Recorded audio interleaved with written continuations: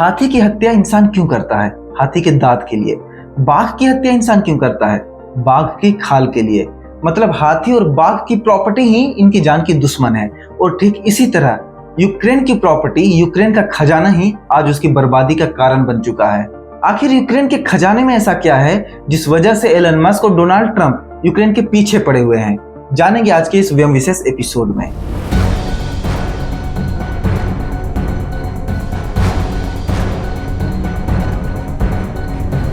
दरअसल यूक्रेन सिर्फ एक युद्ध क्षेत्र नहीं है, सिर्फ एक देश नहीं है। यूक्रेन खनिजों का खजाना है। यूक्रेन में 11 ट्रिलियन डॉलर के बहुमूल्य खनिज दबे हुए हैं और इसी खनिज के पीछे डोनाल्ड ट्रंप और एलन मस्क पागल है। ये खनिज न सिर्फ किसी देश के आर्थिक विकास के लिए बल्कि उस देश की सैन्य शक्ति को बढ़ाने के लिए भी काफी मददगार साबित होंगे। कभी अमेरिका ने ही यूक्रेन को रसिया से युद्ध करने के लिए उकसाया था, लेकिन आज अमेरिका पीछे हट चुका है। यूक्रेन को उसने उसकी हालत पर छोड़ दिया है और दबाव बना रहा है कि भैया संधि कर लो, युद्ध विराम पर हस्ताक्षर कर दो।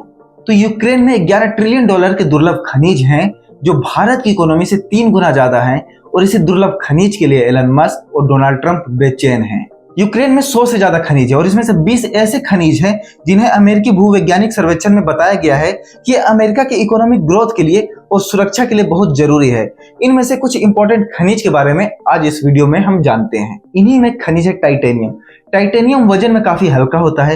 ये 20,000 डिग्री तक की गर्मी को सहन कर सकता है और इसी वजह से इसका उपयोग टैंक बनाने में, हथियार बनाने में या फिर प्लेन बनाने में किया जाता है। 2016 में एलन मस्क की कंपनी स्पेस एक्स ने रैप्टर इंजन बनाने में टाइटेनियम का इस्तेमाल किया था, जो दुनिया का सबसे ताकतवर रॉकेट इंजन है। भारत ने अमेरिका से M777 अल्ट्रालाइट होवित्जर तोप खरीदी है। इस तोप का वजन 4 टन है और इसी वजह से इसे चिनूक हेलीकॉप्टर के जरिए ही चीन बॉर्डर पर अरुणाचल प्रदेश में तैनात किया गया है। और इसके हल्के होने की वजह यह है कि ये टाइटेनियम से बना है। अमेरिका हथियारों का सबसे बड़ा विक्रेता है। दुनिया भर में युद्ध भी अमेरिका लगवाता है, अपने हथियार बेचता है और मुनाफा कमाता है। तो अगर अमेरिका और यूक्रेन के बीच ये खनिज डील हो जाती है तो इससे अमेरिका को काफी फायदा होगा, एलन मस्क को भी काफी फायदा होगा। एलन मस्क स्पेसएक्स कंपनी चलाते हैं जिसमें टाइटेनियम की उन्हें काफी जरूरत पड़ती है। इसके अलावा टाइटेनियम का प्रयोग परमाणु संयंत्र और अन्य उपकरण बनाने में भी किया जाता है। अब बात करते हैं लिथियम की। तो लिथियम इलेक्ट्रिकल एनर्जी को केमिकल एनर्जी के रूप में स्टोर करके रखता है। अब इसी वजह से इसका उपयोग बैटरी बनाने में, इलेक्ट्रिकल व्हीकल बनाने में किया जाता है। एलन मस्क बनाते हैं ईवी। अब ईवी बनाने के लिए उन्हें बैटरी की आवश्यकता होगी और बैटरी के लिए उन्हें जरूरत पड़ती है लिथियम की। रसिया और यूक्रेन के युद्ध शुरू होने से पहले एलन मस्क ने पूरी तैयारी कर ली थी कि वो यूक्रेन में एक फैक्ट्री डालने वाले हैं, लेकिन इसी बीच बाइडेन प्रशासन से आश्वासन मिलने के बाद यूक्रेन ने युद्ध शुरू कर दिया और एलन मस्क का प्लान धरा का धरा रह गया। तो शायद यही एक वजह रही होगी कि अमेरिकी राष्ट्रपति चुनाव में एलन मस्क ने खुलकर डेमोक्रेटिक पार्टी का विरोध किया और डोनाल्ड ट्रंप को समर्थन किया। अब डोनाल्ड ट्रंप राष्ट्रपति बन चुके हैं तो अपना कर्ज वो एलन मस्क को उतार रहे हैं। अब दोनों मिलकर यूक्रेन पर खनिज डील साइन करने के लिए दबाव बना रहे हैं, यूक्रेन को सहायता रोकने की धमकी तक दे रहे हैं। अब एक और खनिज के बारे में जानते हैं जिसके लिए अमेरिका बेचैन है, यूरेनियम। तो यूरेनियम का उपयोग परमाणु बम बनाने में और परमाणु ऊर्जा को विकसित करने में होता है। सिर्फ 1 ग्राम यूरेनियम से 3 टन कोयले के बराबर बिजली बन सकती है।